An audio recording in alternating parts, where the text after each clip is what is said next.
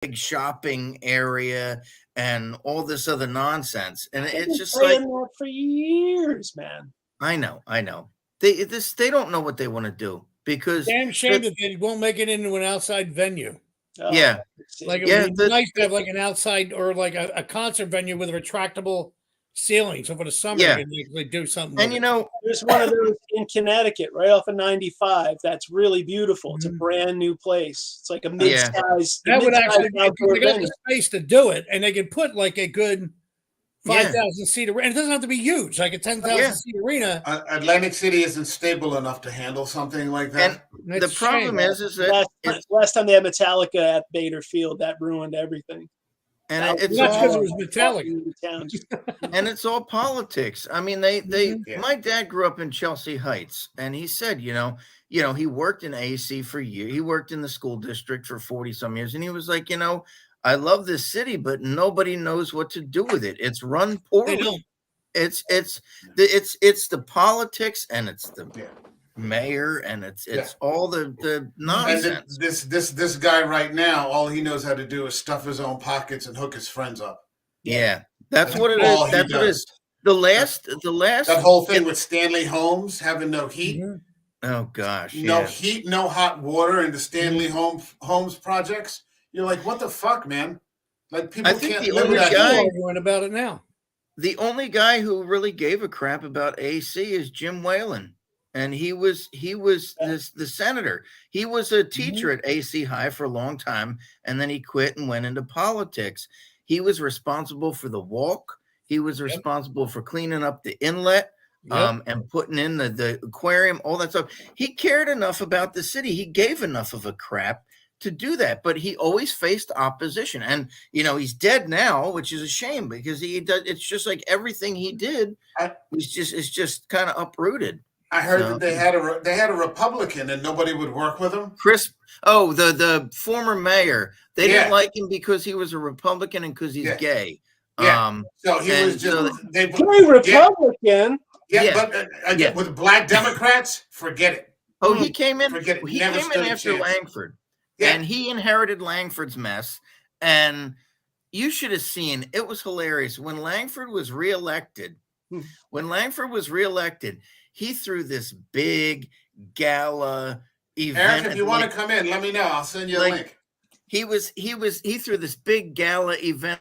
Obama or something, but then the people spoke and he left, and the new guy came in. I forget his name off the top of my head, and he just got saddled with Langford's mess.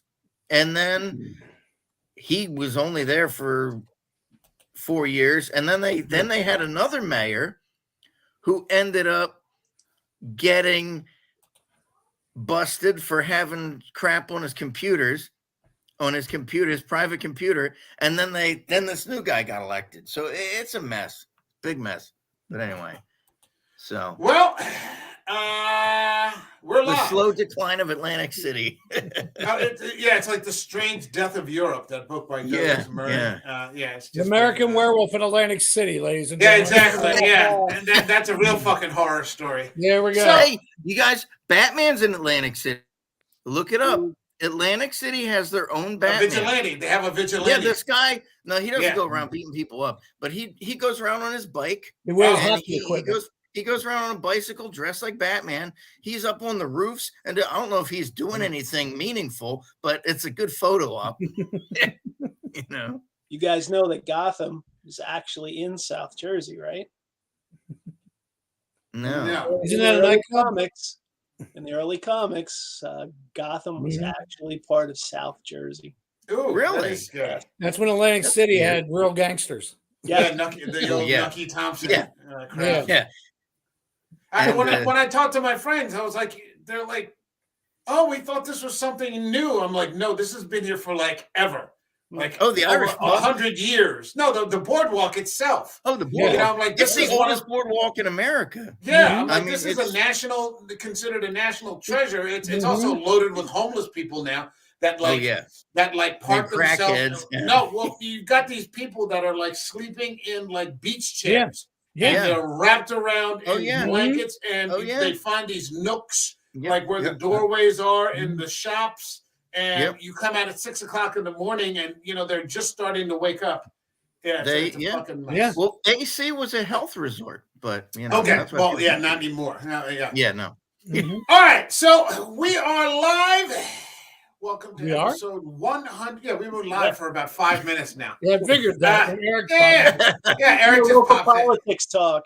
Yeah, welcome to Crossfire. This is, Crossfire. What was an AC? Johnny, go! Welcome to episode. This is like Crossfire. Nobody can fucking understand anybody. All right, so. But let me say something. Welcome to episode. One more thing. One more thing. Welcome to episode 150 of An American Werewolf in New Jersey. I am the American Werewolf. In the house tonight, I have the Over the Hill Gang with me.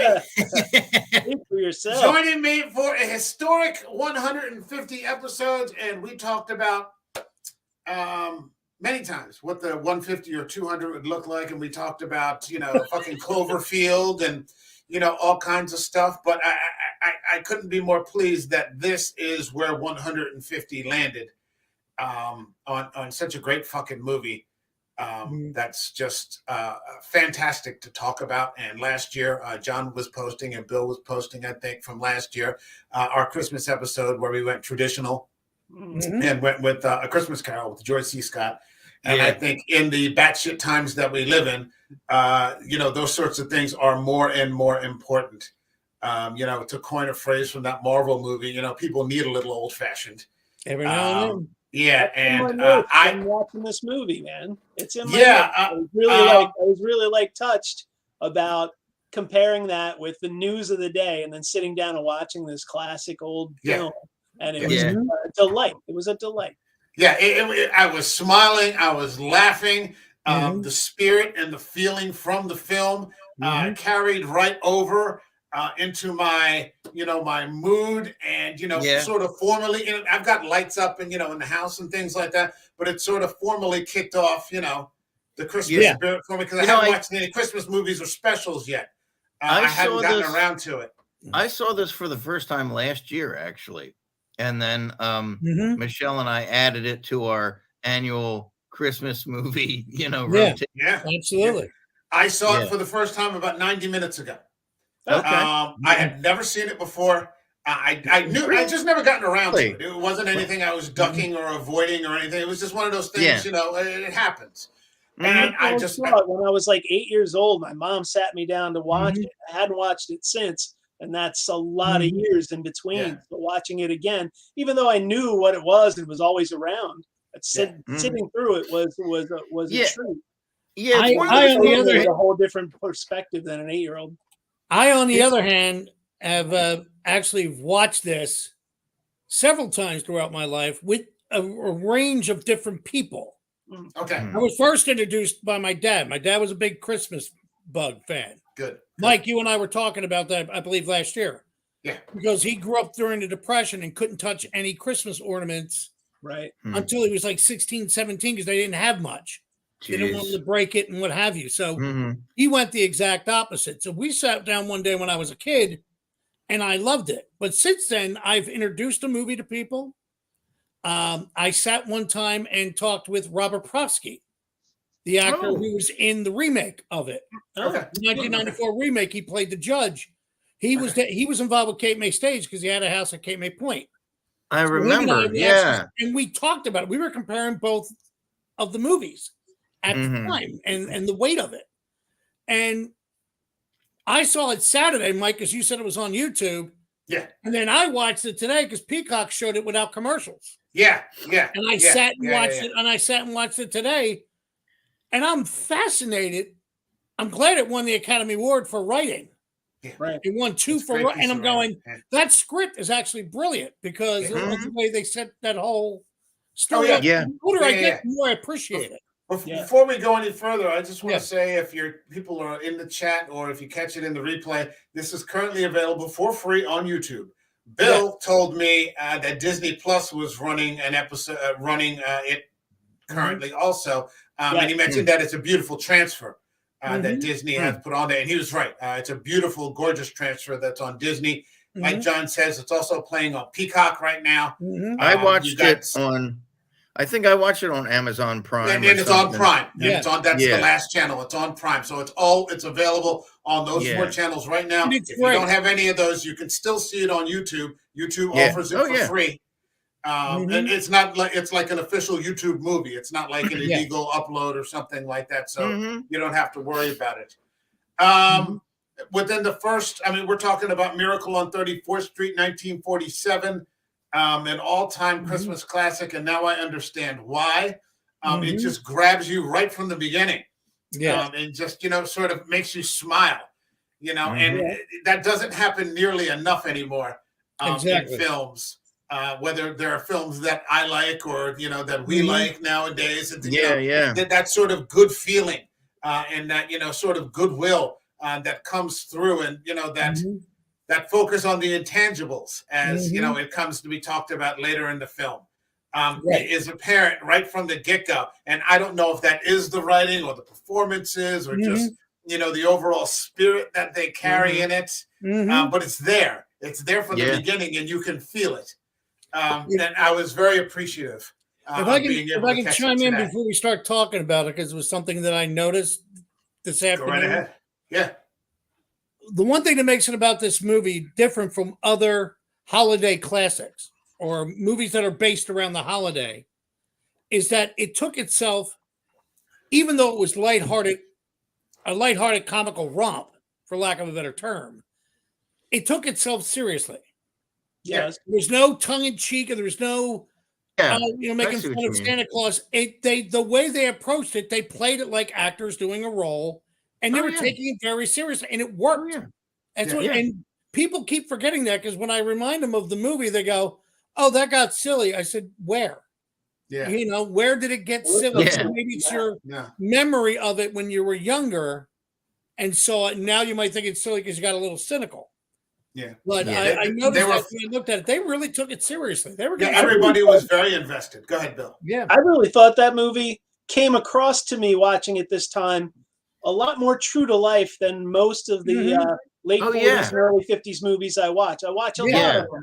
And I love that sort of slapstick, almost theater-like quality that they have. Exactly. But this one, I was expecting that. And instead, I was like, holy cow, these are like real people in a real situation. And that's how it felt to me. Even though the accents were a little weird, like the upper class people were using the transatlantic accent and then the really bad Brooklyn accents, but it still came across to me like it was just real people living a life. And it seemed like the director really had an appreciation for Americans as a whole and as for these people and their lives. And I think too, we've all seen our fair share of Christmas movies. I have to say though, man, Edmund Gwenn, he's one of the best Santas. That's and he has the coolest beard. He has the coolest Santa beard. That thing's go ahead. I was getting a bit of it's funny because I was getting a bit of an Alec Guinness vibe from him. Yes. Like when he's doing his role, I'm like, I could totally see Alec Guinness playing that. Oh, yeah. But he was cool because he was, I like how it was like he was staying at some like old folks home. Right. But they don't explain why he's there or how he got there or anything. It's like Santa's just chilling at an old folks home when he's, But I appreciated that idea that sometimes not everything little bit is explained. It sort of drops you into the middle of the story. He's there, he's comfortable, he's fine, he's happy, he's walking the streets of Manhattan in Midtown. Santa's just kicking it in Midtown. On Thanksgiving. I think that's just great. And it's funny because he walked you into the movie. Yeah, as he was walking in the movie, he walked come on, we're going this way now. He kind of like walked you into it. And he's got as Santa would be if you met him. He's never angry. He's this nice old man. He's not like, it's not creepy old man vibe. Exactly. It's not creepy old man vibe. He's got and I like his relationship with Natalie Wood. Never creepy at all. No, not at all. He's always got that. He's just always on the up and up. You never feel that. Yeah, no, not at all. They used to call a term called grandfatherly. Yeah, exactly. Well, felt like it was like it's very pure of heart. Yeah, it's completely pure of heart. Actually, the film starts off with Santa Claus walking down the streets of Midtown at the start of, or just before the start of, the Macy's Thanksgiving Day Parade. Which is like, what's more American than that? You know, the Macy's Thanksgiving Day Parade, like, you know, this huge thing in Midtown. And he walks past this shop where the man's starting to set up Christmas, you know, in the window. And he's just smiling at him. You know? I remember writing in the notes, like, oh, maybe I didn't, but I was thinking, like, in any other, like, this guy would seem off. Well, the guy was kind of giving him a look, like, he doesn't. He like, to me, he doesn't. He's just got this genuine smile on his face. But I mean, like, if you did that today, I'm thinking, you know, like, but no, the guy, it's something almost from another time. Go ahead, Ryan. No, I was going to say the guy in this store is looking at him kind of like, what do you, because he, you know, he's smiling at the thing and he's like, what do you know, he's just kind of like, okay. He give him the New York brush off. Where he's like, all right, another one of these. I love that he closed the door and Kris Kringle's still standing there, and it was a few seconds, then he locked it. He was like, clap. Okay, you know, he waited. He's not going. I love that. But that's very New York. Right? To say that, but it's true. It's just, it's this kindly old man who's sort of, it's Santa Claus, you know? But I mean, the way he comes across as Santa Claus is just this kindly, sincere old man who just wants him to know, hey, you know, you're not putting this together correctly, you know? And Dancer goes here and Prancer goes there. And he's telling how to organize the reindeer. I love that when they're looking at his background information and it says like next of kin and it's got like Dasher, Dancer, Prince. I love that. What's his Brooke? It goes as old his age, as old as my tongue and a little bit older than my teeth. You know, I love that. That's great. That's a great line. But I mean, in keeping with things, you know, it's very real because he proceeds to walk up to the parade Santa, who's having trouble, you know, figuring out how to use the whip. And it turns out that the parade Santa is drunk. Yeah, that guy is wasted. And Kris Kringle, the real Santa Claus, is outraged. Oh, yeah. He's like really pissed off. He's like, you're a disgrace. Like all these kids are out here to see you. That's the only time he gets mad. I said no, he gets mad a couple of times. Does he? He gets mad a couple of times. Yes. Santa may be kindly, but he's all about the justice, and he delivers. It's about the kids. He goes, the kids are going to be disappointed. Don't you realize? You know, and I love that. Because, you know, we've seen so many interpretations of Santa now with like Bad Santa, and now you've got like Violent Night, and, you know, and all these different things. But, you know, there's something to be said for keeping it, you know, old school. And, you know, he just has like zero tolerance for this man, like disrespecting, you know, what it is that he's supposed to be doing. You're supposed to take it seriously, you know, like it's not a joke. Well, you know, you're up there. There are kids out there who want to see you. You know, you may have to talk to people, and you know, you smell like a brewery, and you're like falling all over the place. So there, you know, he's letting you know right then and there that, you know, there's a right way and a wrong way to do things. You know, which is not surprising even from anybody who's ever played the character. If there's any kids watching the show, being one of Santa's helpers and dressing like I'm at a mall, you know, or a place where, you know, there are rituals they tell you have to follow. You got to have your teeth brushed. You have to have this, you know, it's a whole 9 yards. So just when I heard him do that, I'm like, I've seen managers do that to people. You know, what do you do? Your breath is stinking. You take a responsibility of the character. Oh yeah. And I love the fact that he was getting it from Santa. I love the fact that it was Santa lecturing people how to be him. Yeah, and not necessarily in a kindly way. I mean, you know, like I said, he's genuinely pissed off that this guy is, you know, like screwed up like this. So you're disappointing the kids. he goes to sarcastic too. I love that. Yeah, he goes to report him. He reports him. He doesn't like just lecture him and give him and then piss off. He like goes to the person in charge, who turns out to be Maureen O'Hara, who plays Mrs. Walker. And she's an interesting character in this story. This person who is kind, she's a good person, but she just has sort of relinquished her imagination. She's not a Scrooge, she's not a Grinch, but she's just become like this uber realist. And so there's no room in her life for imagination or anything. How would you guys describe her? You go ahead. She seems to be a typical person from whatever, the Upper East Side, raising their kid to not believe in nonsense myths, but to be a rationalist, and a realist. I mean, I think you find those people today. She went through a divorce. Also, which made her a realist. She's a little dinged up. Her idealism has been wounded. And I hate to say it, because it was also 1947 when it was based. She's a woman doing the man's. I mean, the scene where she walks into Macy's office and it's all the men, and that whole. She kind of just like crawled in the corner, going, what's going on, because she has that put upon her the whole time.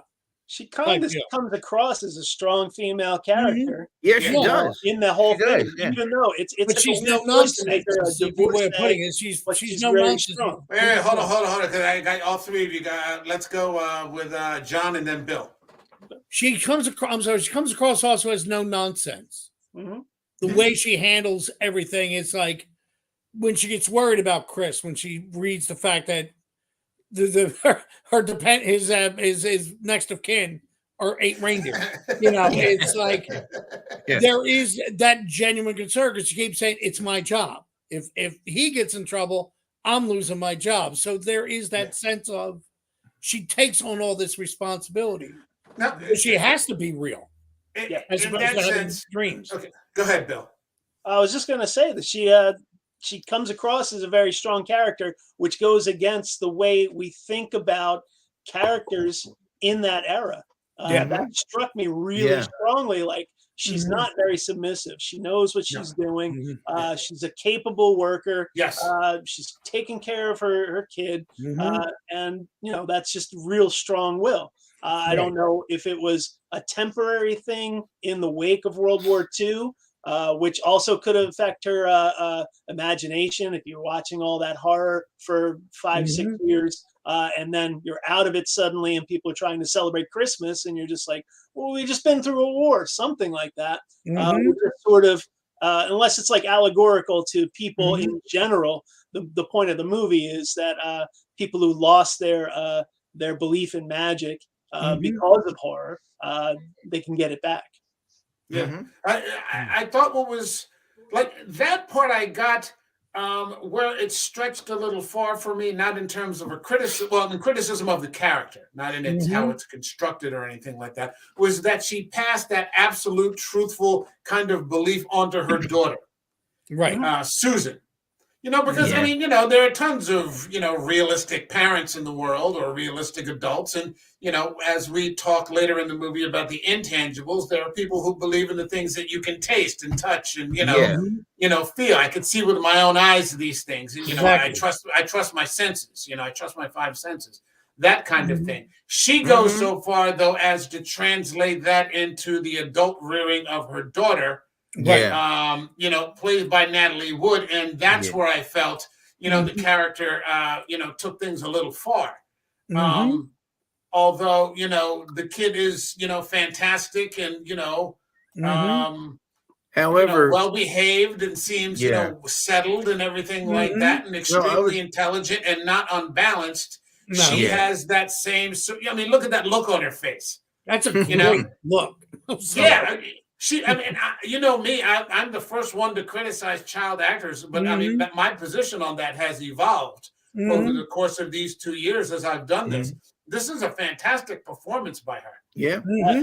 Very young Natalie Wood. Go ahead. Also, no, I was going to say with her obviously from a writing standpoint, if she didn't have that kind of realistic bent, then her relationship with Kris Kringle wouldn't have amounted to anything, because there'd be no story arc.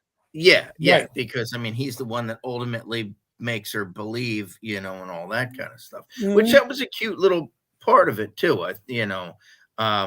but yeah, she's good. She is a good character, a child actor, and everybody in this movie is a decent actor. I mean, I haven't seen. Oddly enough, I didn't see anything else that Maureen O'Hara was in. I know she was in a ton of movies, but this is the first one I've seen her in. But the movie, The Quiet Man, was pretty good. Oh, that's right. She did quite okay. But no, and no, but I also agree with what everybody else was saying, is that she is a strong character. I noticed that off the bat for a female character, and there's not many of those, from that time period. Right. Strong female leads. They're usually support. Like, I thought the guy that she was kind of liked, whoever I forget the guy's name. The lawyer across the hall. Yeah, he was. Yeah, the lawyer. He was kind of more of a he was kind of the sidekick. I mean, he was. And I agree with that. Yeah. He's very progressive. I mean, there's that scene where he's wearing an apron. Yeah. Something, again, it breaks the stereotypes of what we think of 1940s and 50s men. Yeah. And whereas the man would be the steely-eyed realist, here he's the idealist. Right. And you also have to figure, historically too, maybe, and this could just be speculation, but maybe the reason for being a strong character is because, during the war, women went to work while the guys were fighting. The women held down things here. So, they were working, making the munitions and all that. So who knows what, you could come up with a whole backstory for her as to why she's the way she is. I think that, throughout her career, she always had a tendency to play these types of roles. She never played a submissive. Right. She's a film type. Yeah, definitely. She was a good fiery haired Irish woman. Yeah, man. Yeah, she had a spine. She had a spine in like all of her movies. Yeah. I even thought that in this movie, the reason why she got divorced was that her character was more successful than her husband. It wouldn't have surprised me. It wouldn't have surprised me because, and she wasn't the type to throw anything in anybody's face. No. She was just imposing. She's a very formidable woman, a very formidable character. Yeah. She's an executive at Macy's. She's not some girl. She's not like folding the blouses, and just happens to form a relationship next to Santa. She's in the upper echelon. She talks to Mr. Macy. Yeah. She has a boss, but she's in charge of quite a few things. So she's got to. I'm sorry. Go ahead. No, go ahead. No, I was just going to make a joke. For God's sake, that's huge. Yeah. That's a huge responsibility. And she's got those shoulder pads. That's what I was going to say. Don't get me wrong. Every time she walks in, I'm like, damn, she's got shoulders bigger than mine. Yeah. It's like an old Van Damme movie or something. Shit. She's jacked, man. Yeah. She'd be a CrossFit. She'd be a CrossFitter today when it's CrossFit game. Absolutely. But and again, she's one of those female leads who isn't like, it's funny because I always thought like the romance angle with her and the lawyer, it was almost it was like secondary because it was almost like she was independent on. She's not falling all over this guy. It's not like one of those kind of relationships. He had to win her over, trying to facilitate that. Yeah. And that was part of Santa's thought process. Was this woman is so far gone? Yeah. It was also the idea that she was this formidable character, but that she had taken it too far. Right. She had kind of taken it too far, and she just didn't believe in anything. And there was no, no magic in her life at all. Everything was, zeros and ones. Right. And she had sort of transferred that over. And so while she's sort of she is an admirable character, you can see where the story arc is headed, and that she needs to, bring that sense of, Christmas spirit back, and to start to believe in those intangible things. Well, as far as flaws go, it's a very gentle flaw that she has, but one that's recognizable because it's a Christmas movie. Well, it's like crap on her, and it's like what Kris Kringle said to her when he was changing that Christmas is becoming this and commercialized and getting overlooked. She goes, "You and your daughter are my test subjects. Yes, in a small scale, you represent what I'm up against." Which was great for the movie because then you knew what he was going to have to do and what the lawyer was going to have to do was try to win them over into, for lack of a better term, having faith. Hold on a second. We got Sydney from Cinema City. She's saying, hi, I'm a fan of John Payne, who's largely forgotten compared to Maureen and Natalie Wood. I'm glad he's in this film, so at least once a year people get to appreciate him. Yeah, he does a really good job in this. Sydney, there's a link in the comments if you want to hop in the chat, or if you want to hop in the stream. If you got if you're busy around the house and just stopping in for a minute, though, thank you for stopping by. But you're welcome to hop in if you want to. I was reading a little bit about that actor because I didn't know much about him. I always like to look up the actors after I watch the movie. John Payne. He was in a Western series called The Restless Gun. And he looks like he did looks like he was kind of like he was a freelance actor. He left Fox and became a freelance actor. Right. And did a lot of noir films too. That's Sydney's specialty, noir. Yeah. But yeah, and he did a lot of Westerns and stuff. He did some TV. So it looks like he had a pretty good career. He just wasn't like a company man. Yeah. He wasn't like a studio stooge kind of actor. He did his own, he did what he wanted to do, That's a good thing. He was to me, he was always a second tier Jimmy Stewart. Yeah. I can see Jimmy Stewart playing this part. I can't stand Jimmy Stewart, and we're going to cover him next week for "It's a Wonderful Life." And I think part of the reason I haven't watched, that's part of the reason I can't stand that voice. Oh, it drives me crazy. And now I'm going to see that for the first time, and I got to suffer through that voice. No, it ruined Vertigo for me. And he plays a weird fucking guy in Vertigo. He's also in Mary. Yeah. Susan's Petals. There they are. It's home cooking soup. See, this is Cinema. Merry Christmas. All right. Where's the money, you silly old cow? Mr. Potter. This is going to be a preview of the next. I know. I'll probably be joining you. But so we get to the idea that Maureen O'Hara hires this Kris Kringle now as the permanent department store Santa Claus because the parade is a huge fucking hit because guess what? They don't know it. They've got the real Santa up there, and all the kids seem to just like they know, they sort of intuitively know that this is the guy, So he's just a huge hit, and next thing you know, he's the department store Santa. But the store has this, and there's that argument that even in 1947, they're saying, "My God, Christmas has become so commercialized." Yeah, right. Well, and that's what I love, that whole the how they depicted like the rivalry between Macy's and Gimbel's. Oh, it's great. And then like Santa's like, "Oh, we don't have it here, but Gimbel's has it." And so it's like some new ad thing where they're going to say, "No, we don't have it, but you can go here." It's so cynical. Mad Men so much. But the thing is, thinking about Mad Men when they're in the offices and they're trying to spin it in a direction, and they're like, "How come you didn't think of that?" I was just like, Don Draper on the move. Well, it's there, and the thing was, it was a real rivalry. Yeah, in real life. Because they were talking, there's a great documentary called Macy's versus Gimbel's, and it was this competition, and they mentioned this movie because they got Macy's and Gimbel's to play Macy's and Gimbel's. And the scene is that the real RH Macy? They were really Macy's and Gimbel's. The scene with RH Macy. Yeah, no, that wasn't the real RH Macy. Okay. Yeah, that was an actor. Yeah, they turned around and said that they said, if anything, you have an image of Macy shaking Gimbel's hands, this movie's a success.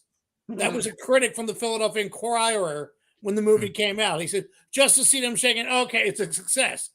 But that intense rivalry between those stores were amazing. So to watch them do that for a sense of, and it was funny because they knew they were going to make their own profit, but they were coming across as nice guys. Well, what happens in the film is that they have this overstock of inventory for certain toys. So they want Santa Claus to push these toys that they have, well, maybe you want one of these, Susie, or maybe you want one of these, John. And he's really offended. By the idea that, you're gonna try to like con a little kid into like taking a toy he doesn't want. He's genuinely outraged by this, and how things have become so commercialized. So when he's talking to the mother, there's one mother who gets really pissed off at him because he tells the little girl or boy or something that, you're going to get what you want. And the mother's like, I've been looking everywhere. My feet are fucking killing me. Like, give me a break, and he's like, no, it's over here. And it's like $2, go get it. And she's like, oh, okay, thanks. But it's funny too. I thought it was interesting that Santa was telling the parents in front of the kids, "Oh, go buy it," which is kind of like the kids believe that Santa brings it. It was an interesting way, I guess, to kind of add the realism to it. They still had to get that production money, right? Technically, the kid took 2 steps away from them, so they. Oh, that's right. Yeah. Santa knows what he's doing. Santa knows what he's doing. So before moving on, at this point in the film, I just got to bring up my favorite scene in this movie. It's when the little Dutch kid. Oh, I wasn't going to say that. That scene got amazing. So good. Yeah, it just melts your heart, man. It's beautiful. And it's genuine. Another great acting job from a child actor. I literally was not taken out of that scene by that kid. When he starts talking to her and she just starts to beam, it's just like, it melts your heart. And you can see the mother almost start to tear up. Yeah, because she's been struggling because she doesn't speak the language that I guess she's trying to communicate with her own daughter now. And she doesn't know how. And it's Chris. You get the impression it's their first Christmas together. And that's the first. I mean, that's a miracle right there. And Santa goes, "I got this." Imagine what that girl had been through. If she's a war orphan from Amsterdam, the Nazis are ripping shit across her country, probably killed her parents. She's in this weird country. She doesn't speak the language. All of a sudden, there's Santa Claus, and they're singing that song. Holy cow! Oh my God! And his name is Sinterklaas. Sinterklaas. I wrote that down in the notes. Sinterklaas. And when they start singing the song together, you're like, oh, holy shit! This is fantastic. This is fantastic, man. And it's amazing because even if you don't know the language, you knew the emotion. It came right across, and that was wonderful.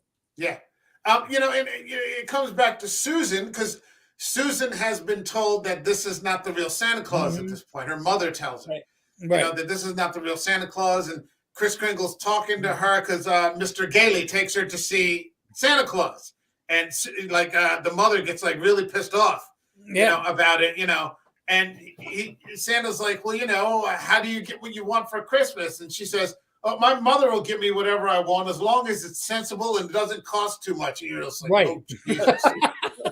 This fucking lady, holy shit. It's like, okay, you got your work cut out for you here, Santa. I love that, though. As long as it's sensible and doesn't cost too much, we're going to be okay. And then, she starts venting to Santa. About or maybe it was Mr. Gailey. He starts venting to him, and she's just, and he's like, she starts talking about this heartbreak, I guess, or whatever she's had. And he's like, we were talking about Susan, not about you, but you can tell, that's really what's driving her. She reminded me a lot of, and this character comes much later in cinema, of Alfred Molina as the Comte de Renault. And Chocolat, and he's a jerk, but it's a jerk because he's a jerk because he's hurt. Right. You know, his wife has left him and he doesn't want to admit that she's not coming back. And so everything just kind of comes out sideways with him. And it's Alfred Molina. So it's just a great fucking performance. Hold on. Eric says the American Werewolf in New Jersey watched A Miracle on 34th Street. And you had to say werewolf plus 2. I'll definitely be checking this out. Sounds really good. Yeah, man. They got it for free on YouTube, Amazon, Peacock, and Disney. But if you don't have any of those, you can catch it for free on Amazon. Yeah,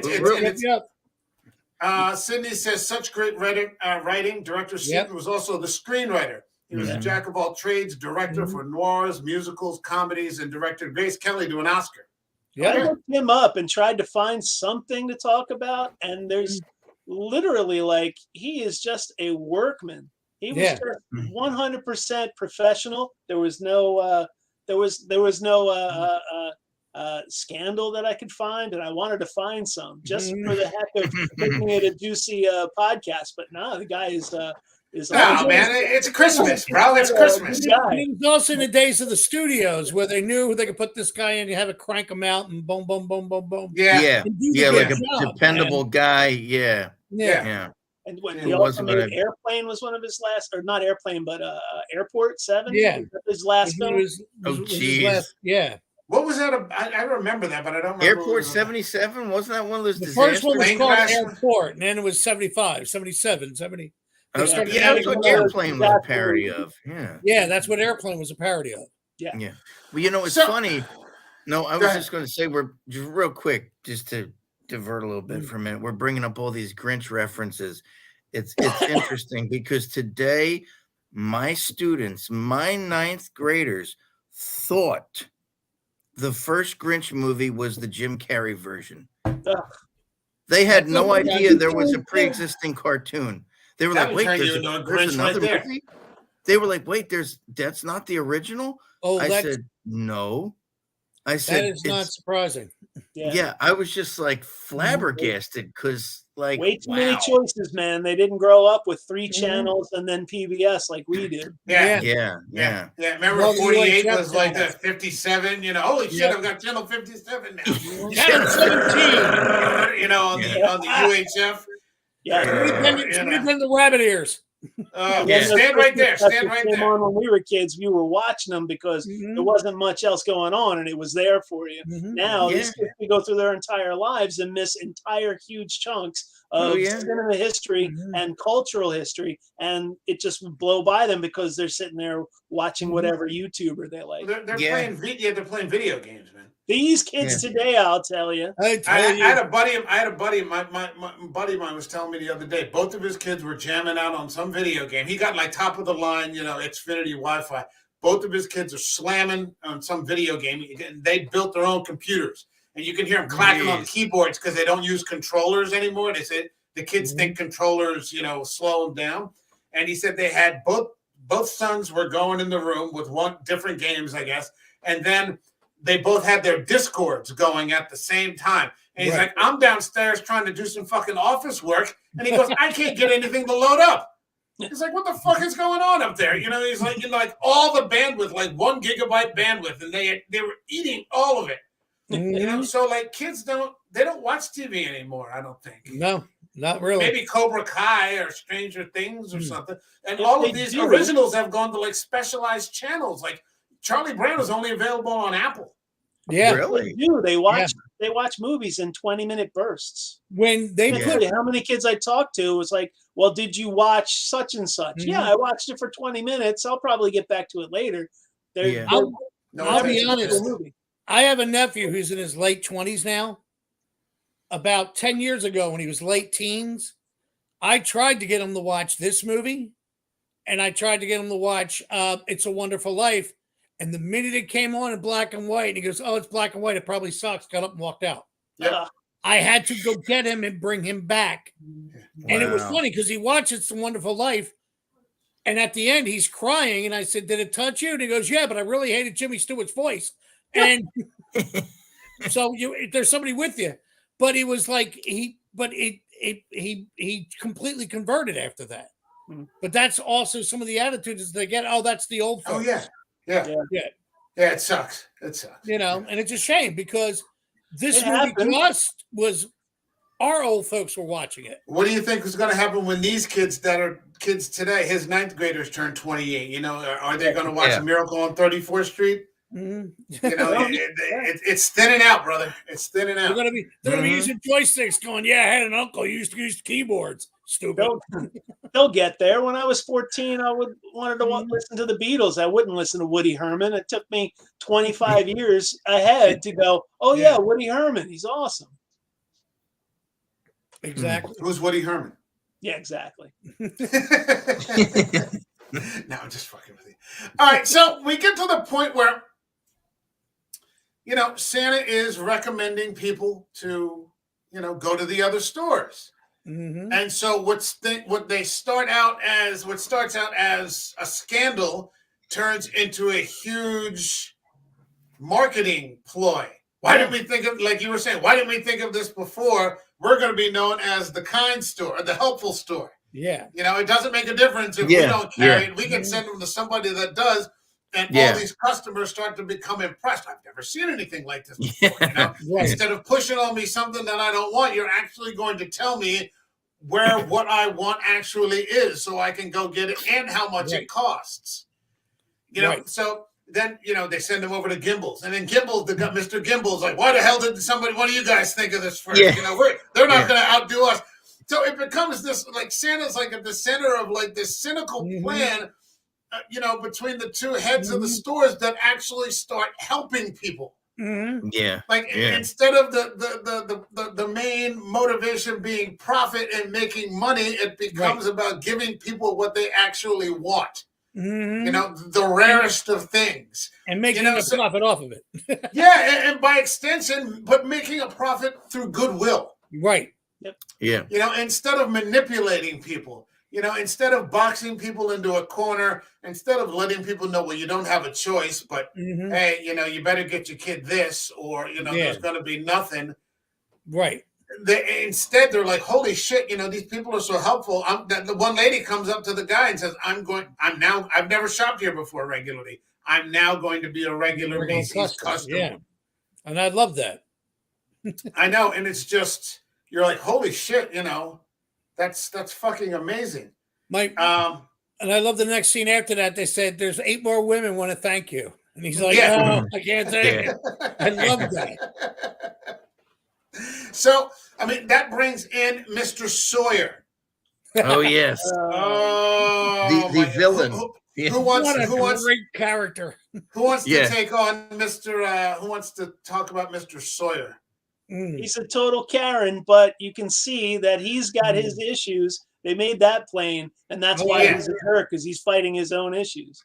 Yeah.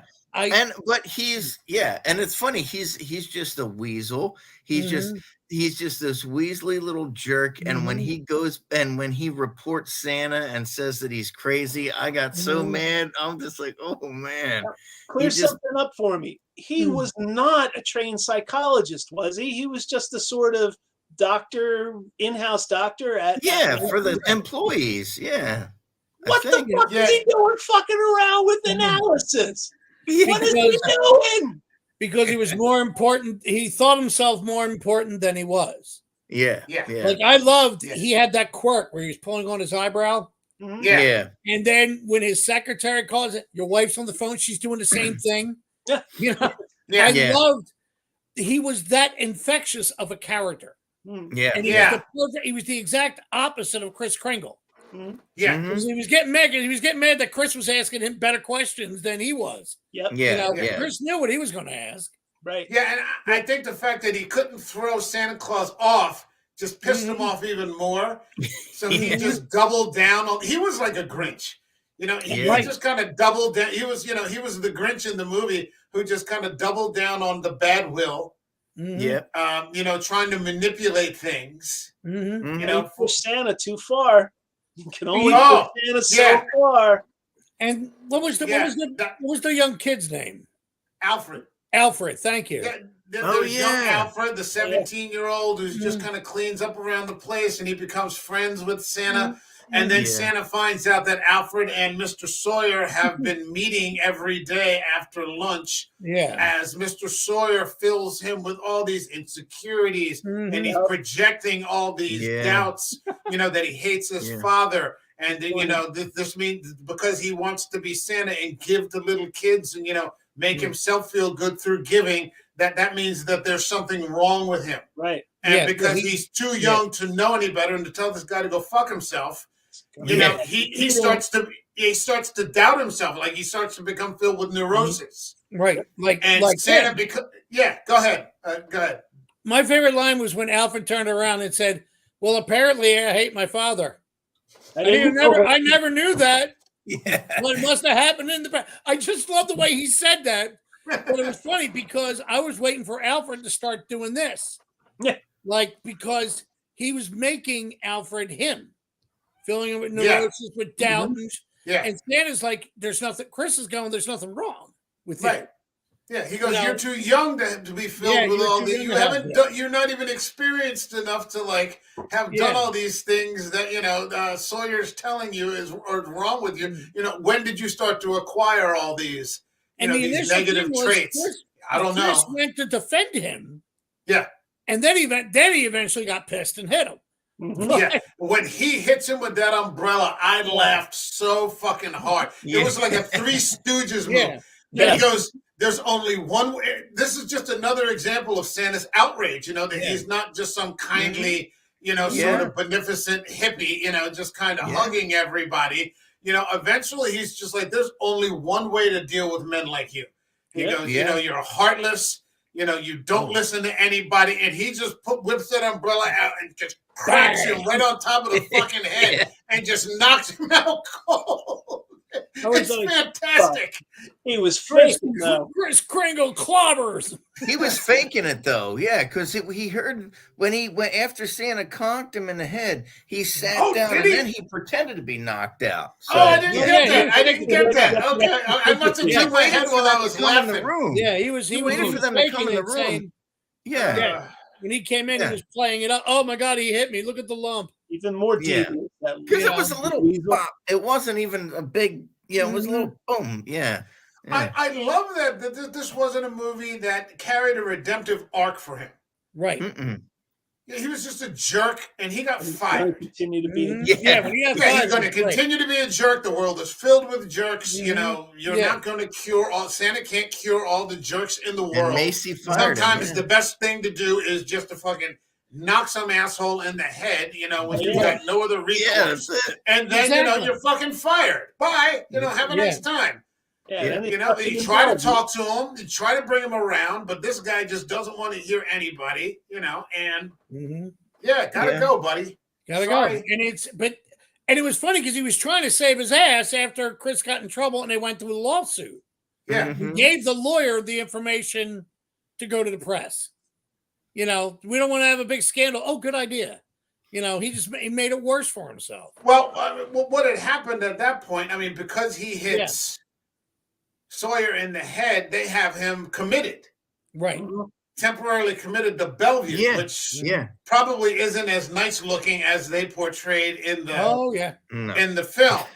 That's that looked like I've been to the hospital, a couple times. The hospitals I've been to around here, just regular hospital, for like a my dad was in there when I broke my ankle, weren't that nice. He has him committed to Bellevue. It's just a spiteful fucking thing to do. To have an old man who hasn't harmed anyone.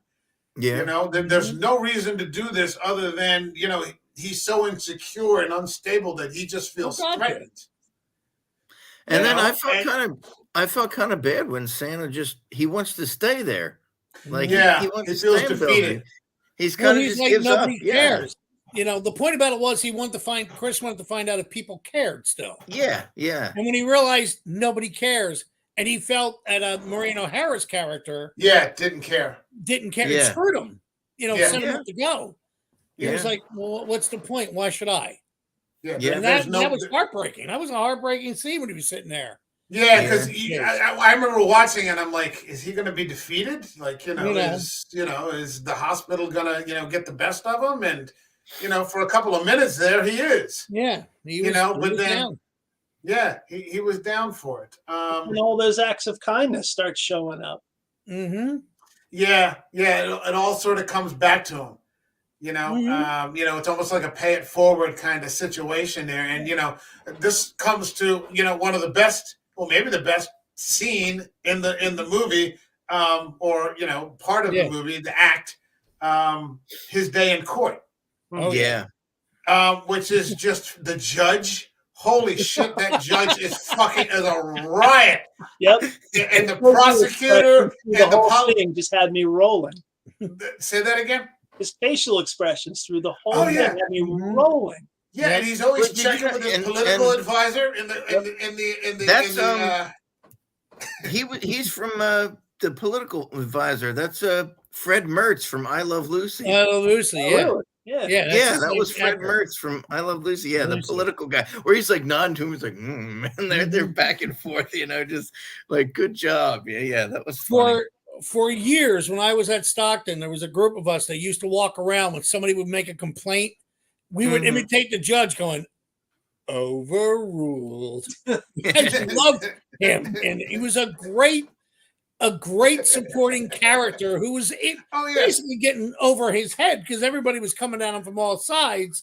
And he's trying to do the right thing. But you gotta, you think about the absurdity on it, and this is, I think, what Bill was saying about the reality of it. Politically, this is a nightmare. Yeah. We're all more than well versed in what's going on in terms of politics and how it's used against you nowadays. He's being asked to rule on whether Santa Claus exists. Right. And you're just like, what? He's looking like, what the fuck just happened? How is this happening to me? And when his political advisor told him that he's going to be turned into Pontius Pilate, I almost spit up my coffee. I was laughing so hard. Right. You might as well get that chicken farm now. That chicken farm now. Great line. Oh, this poor man it really was, and you just felt so bad for him.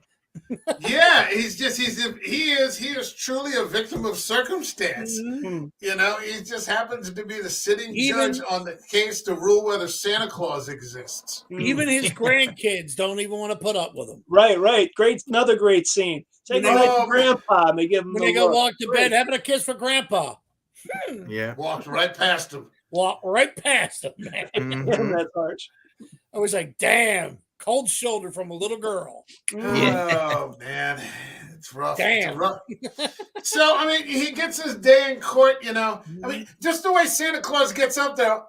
Good morning, Your Honor. He just leans over, and waves at him. It's like, what the fuck, Because you figure most people are going to be nervous or defensive in court. He's like, hey, good morning, Your Honor. How's it going?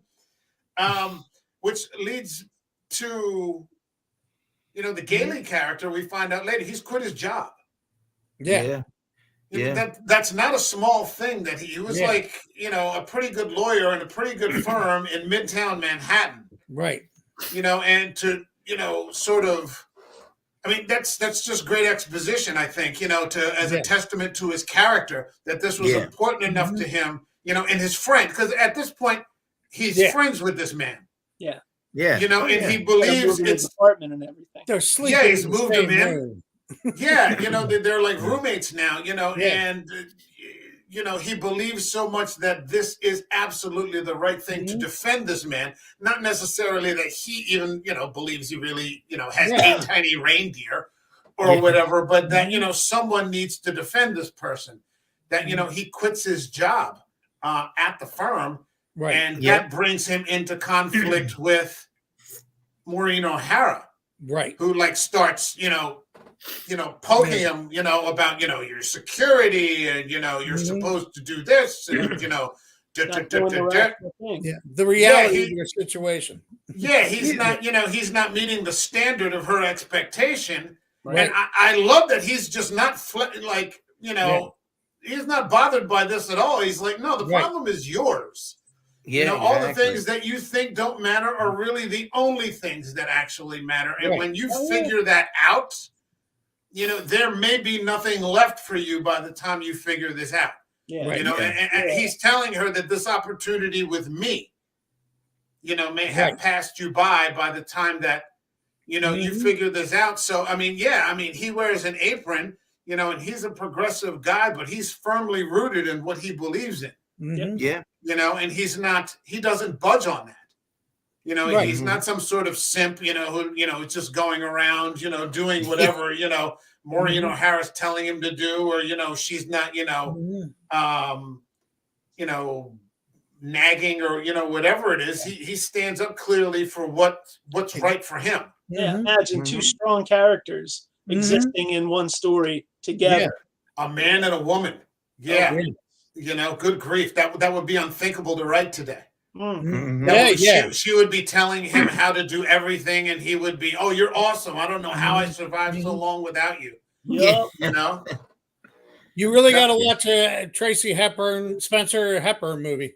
Yeah, Tracy Hepburn film, because they were doing that too. It was the two of them that would butt heads in a lot of their movies against each other for that very same reason. Two strong characters. Yes, I just saw, and Hepburn's not in it, but I just saw Judgment at Nuremberg for the first time. Isn't that great? Oh my God! Isn't that a great movie? Nobody watches it. Every now and then, if I see it, fucking masterpiece. Yeah, I've never seen it. Brilliant movie. It's so fucking good. Somebody told me the same thing when I didn't get to see it. He said, "Just shut up and see it. Just watch it once, and you'll be hooked." 3 hours long, really and it passes by in like an hour. Yeah, wow. You really get, and it's the performances that are in it are amazing. Oh my God, Marlene Dietrich, Burt Lancaster, Maximilian Schell, William Shatner's in it. Shatner must be like in his late 20s. Wow. Yeah. I mean, he's Richard fucking Widmark. Holy shit, is the prosecutor. It's a great movie. It really is. That's good. And people ignore it, and it's a shame. People don't really watch it. It's an important movie. Shame. Acting wise, it's brilliant.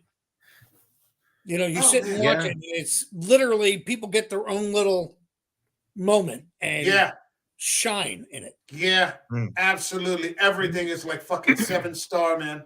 Everything. Fantastic. But let's get back to Chris. The robots show up, and they got to get Captain America to show up, and they're like, pow, pow, crash, boom, shh. How'd you know William Shatner? Right? That's not every movie. Oh, come on. So you've seen it. Okay. Yes. But don't tell them about the musical number after the credits. That's exactly right. Yeah, there's a post-credit scene in Judgment at Nuremberg. Where the scene where the Nazis get up and sing "Springtime for Hitler." Even Werner von Klemperer is in that. Yes. Is he really? Yeah. He's a little scary. Colonel Klink. Yeah, because he plays a fanatic. He plays a fanatic, and I think about it. This was made in 1960 or 61. Yeah. And there are quite a few German people in it. Yeah. And this must have been very important to them. Well, I always thought like how that must have been for all the World War II movies that came out, and how it must have been for these German actors to play Nazis. Some of them probably were, in fact, in fighting for that side during the war. Yeah, it was an exorcism. I mean, it was like an offering to try and make amends, to try and show it and what it was. Yeah, yeah. And that's what my high school German teacher always told me, and she was 12 years old and in a death camp, and she still loved the German people. So she was just completely taken by the efforts for the German people to exorcise this demon out of them. Oh, okay. I think in many ways they're still working on it. It was a very bad century for Europe in general. The First World War. And so there's guilt and shame depending on whether you were the aggressor or you were somebody who got victimized. Same with World War II. A lot of guilt and shame, whether you were the aggressor or whether you were one of the it's a national stigma. But I mean, just throughout Europe there is this thing. There's an identity crisis. Then there was the Cold War right after that. So you were either an occupying country or you're reeling from being occupied. And these sorts of things. And I think Europe has never really recovered from it. The idea of a strong Europe doesn't exist anymore. No. Right? I read up about the real Nuremberg trials and stuff, and how there's pros and cons to it. A lot of people said it was kind of like a farce. Some people said it was, there were a lot of critics of it and stuff. But what I thought was interesting about it is that most of the Nazis that were on trial played the "I don't remember" card. Yeah. They played they played the "I don't remember." It was, I forget what they called it. Yeah, like selective, like memory, or what, like they or what they said too. What was almost fascinating in a disgusting way is these guys had their morals were completely gone. Mm-hmm. They had like no soul. They just acted like they seriously did nothing wrong. Mm-hmm. Like it couldn't go. It didn't enter into their minds that they were murdering millions of people. It just was not. It was just they were just robbed of their own souls. I know a few people. I know one or two people like this that I've met in my life that just have zero ability for introspection. Yeah. Yeah. And so these are people who do some fucked up shit. Yeah. Mm-hmm. These are people like on the outer fringes of like, I know them through a couple other people, but they are people that just have absolutely either no willingness or no ability for introspection. Mm. Right. And they've done some heinous, awful shit. There's a reason why the Pilgrims used to put people in stocks, Mm-hmm. Yeah. There are just some people out there. And, the recurring theme through that film is that everyone claims we didn't know. We didn't know. We didn't know. Yeah. And there's this scene between Tracy and Marlene Dietrich, who's the wife of a former general who was executed during one of his trials. They found him guilty and hung him. And she's insisting, we didn't know. You can't believe that we knew, did you? You can't believe that we're monsters, are you? And Spencer Tracy, he likes her. And he's very uncomfortable with the conversation, but he looks at her and he goes, I've been here for months. And he goes, the one thing that I can be sure of is that no one in this entire country seemed to know that these camps and all these things were happening. No one knew. Like, absolutely no one. And it's a lie. Yeah. The way that they portray that particular scene shows you that it's a lie. Like, they knew. Maybe they didn't know, and there's this argument, well, maybe we only knew that we were exterminating a couple of hundred or a couple of thousand, but you knew. Yeah. There's that great scene in Band of Brothers near the end, the one episode where they find the camps. The camp.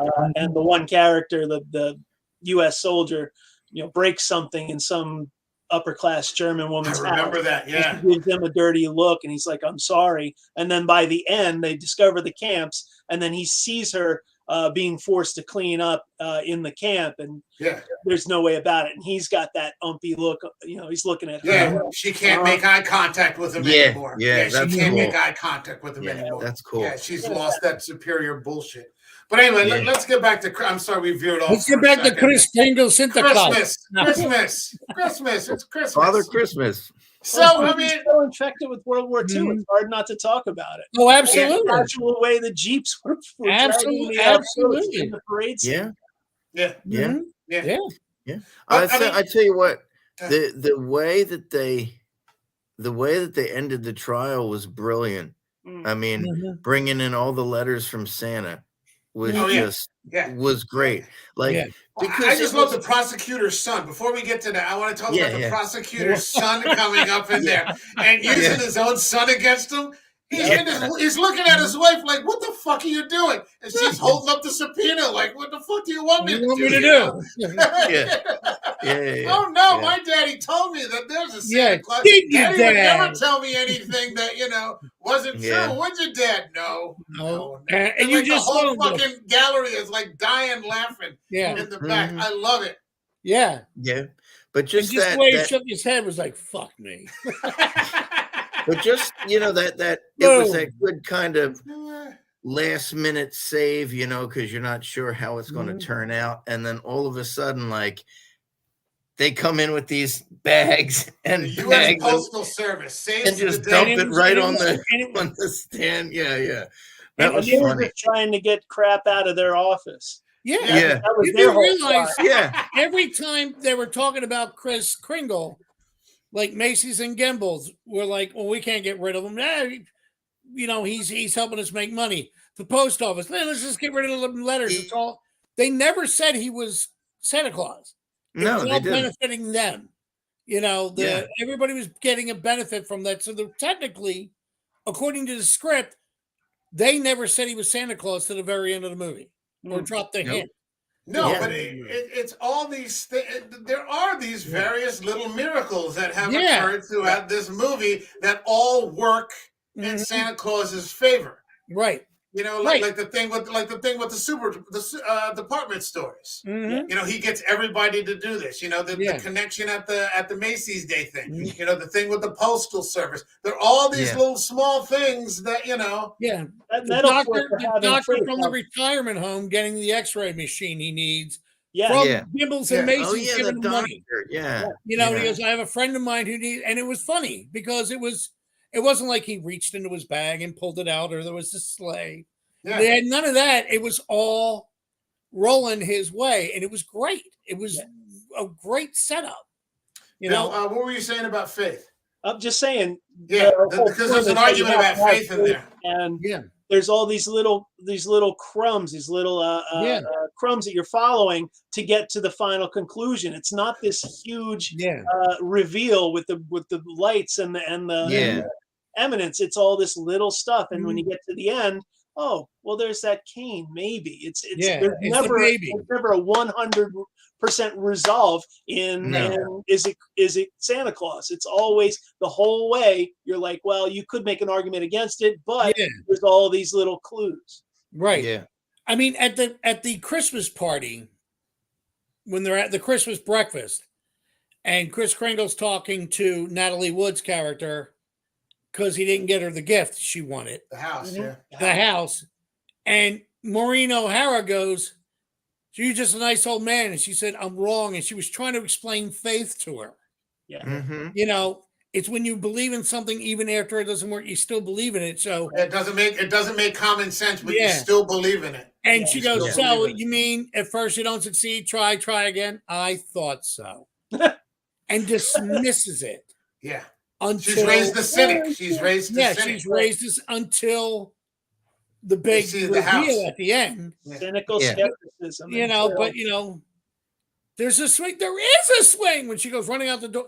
I know 2 ex-girlfriends of mine in that scene when she comes running down the steps and saying her bedroom is exactly like, I want to see if there's a swing in it. There is a swing. And they start crying. Yeah. It gets them every time. Because all of a sudden she's the little girl you wanted to be. It's amazing. Where is that house? Did they drive out to Jersey? I have no clue. I think it was Long Island, wasn't it? He said he wanted to get something. Yeah, I think it was Long Island. Long Island. Hey, Long Island, 1940. American Werewolf in Long Island. Yeah, that's not going to work. That's where my wife was thinking, it's got to be like Nutley or Montclair.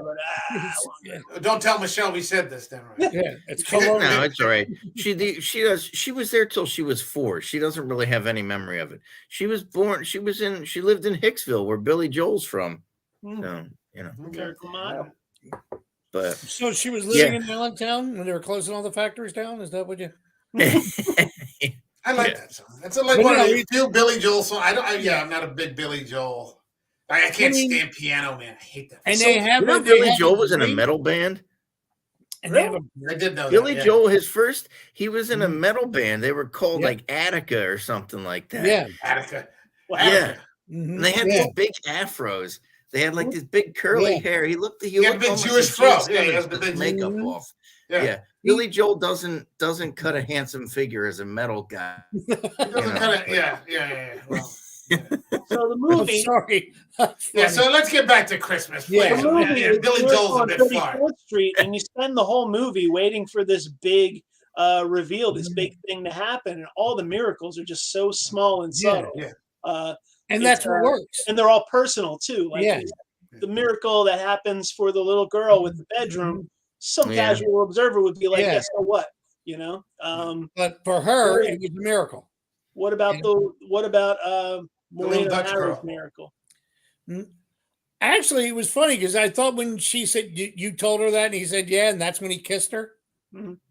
Yeah, I thought that was. I mean, I'm like, because I remember thinking when I was watching it again, going, doesn't he kiss her by now? Wait a minute, and all of a sudden he realizes, okay, yeah, because they've kind of become a yeah. They became a couple.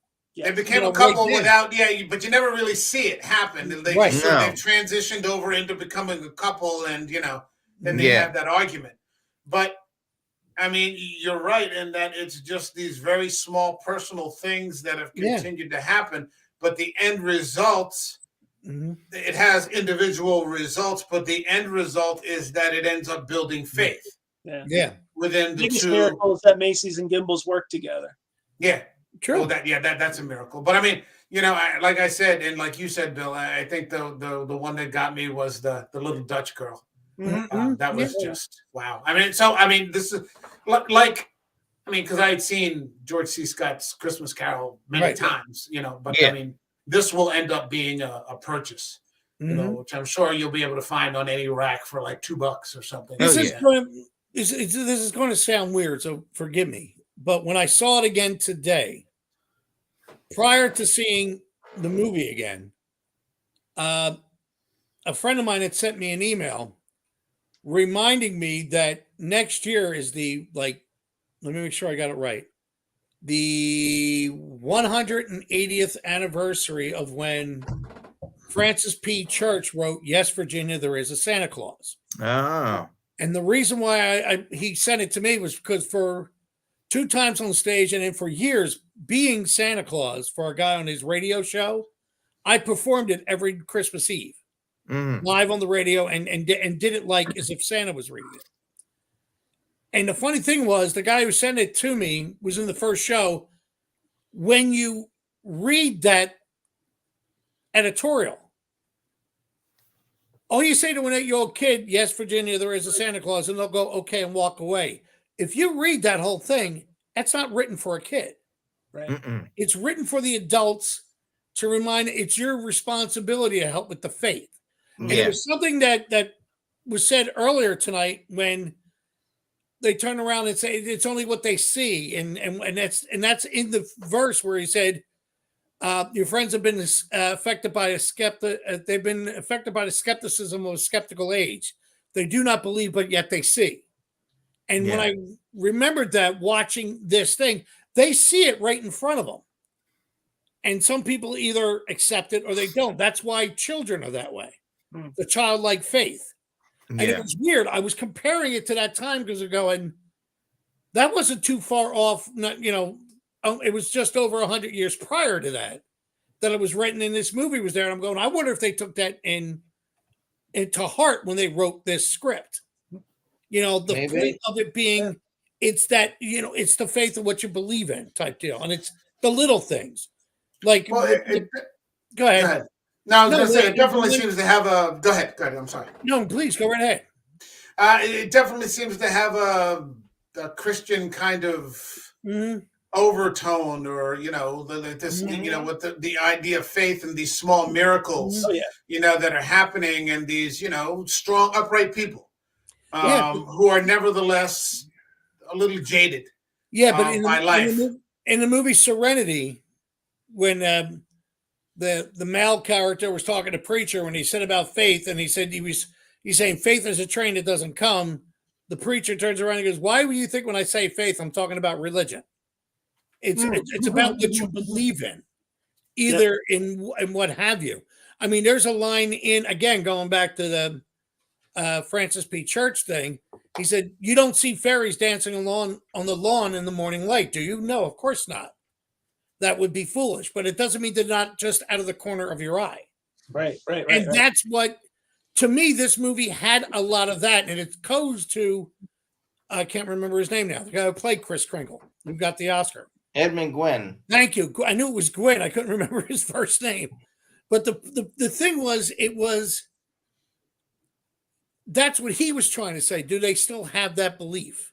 And I love that it was a theme throughout the whole movie, but it wasn't beating you over the head with it.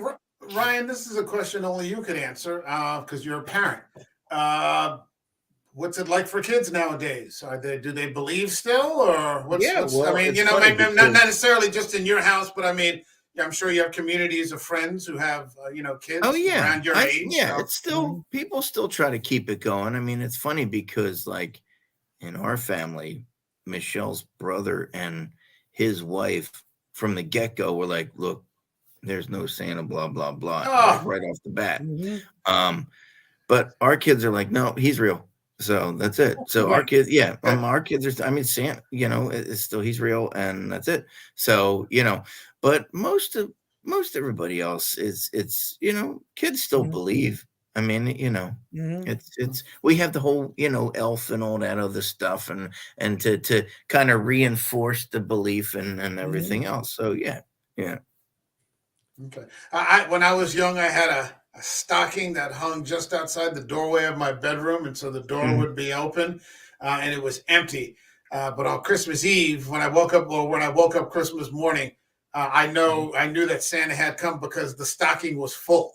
Right. Yeah. And so that meant, holy shit, someone had been here while I was sleeping, and every year you swear you're not going to sleep, you're going to catch him this time, but he must have just stayed right out of view, and that's how I knew. Yeah, I guess you wake up at 6 o'clock or whatever, and your eyes we could never open right away, and you'd look, and it would be we'd have to stuff. We'd have to wake up. My parents would tell us, if we woke up early, we couldn't go in the living room until we got the okay, until my parents looked to make sure there were presents there, So we had to stay in our rooms and all this stuff. And my sister would come in our room, and then they come in, Santa was here, and we go running in, all that kind of stuff. All right, so here's a question.